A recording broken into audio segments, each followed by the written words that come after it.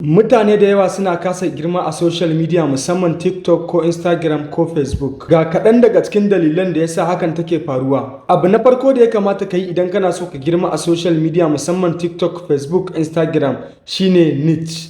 Duk abin da kake ganin ka fi ƙwarewa a kansa, idan misali irin bidiyo za ka dinga yi akan kasuwanci ko kuma za ka dinga ba da labarai ko kuma za ka dinga yin abu makamancin wannan, to shi ake kira da niche. Abu na biyu kuma shine ka tsaya akan consistency. Consistency shine mutum ya tsaya ya dinga yin posting a koda yaushe.